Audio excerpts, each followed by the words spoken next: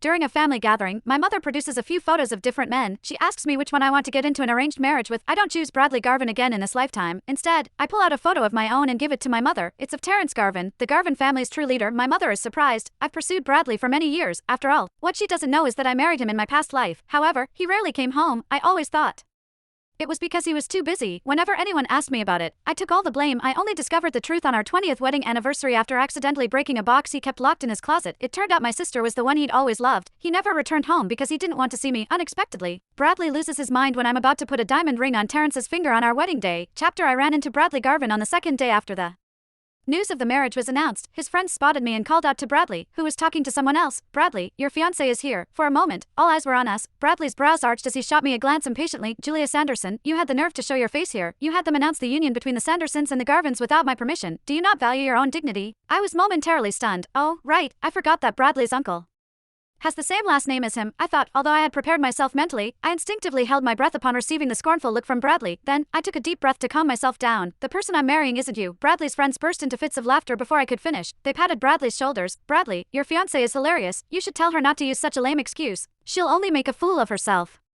Bradley felt extremely humiliated. His expression darkened. "Julia, that's enough. You've been saying almost every single day that you want to marry me. Now, you're trying to get my attention by claiming that you're marrying someone else. How repulsive." He looked down at me condescendingly. Suddenly, Bradley snickered, leaned forward, and whispered next to my ear, "Julia Sanderson, I'll give you the status that you want. However, I won't ever proceed with the marriage registration with you. And I will never acknowledge you as my spouse." A look of surprise flashed in my eyes. In my previous life, Bradley had never expressed these thoughts before. Could it be? I pondered. Before I could process everything, I noticed how Bradley's eyes shone with excitement. I followed his gaze and spotted my younger sister, Jenna Sanderson. Jenna's eyes turned red when she saw me and Bradley standing side by side. "Bradley, I've heard of the news.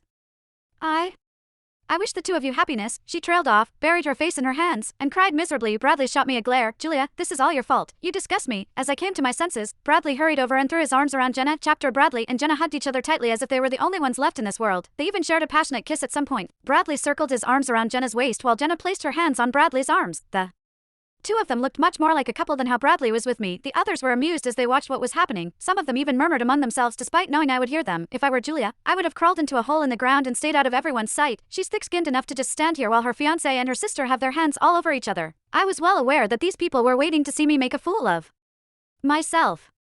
They wanted to see if I would start shouting and yelling hysterically like how I did previously just to make Bradley look at me. Bradley turned his eyes to me at that moment. He scoffed, clearly satisfied with how I did not overreact. He was about to say something, but I did not allow him the chance to. I turned around and headed out the front door. I called my driver. While I was waiting for my ride, a black car pulled up nearby. The window rolled down. It was Bradley. "Get in." I was about to reject his offer,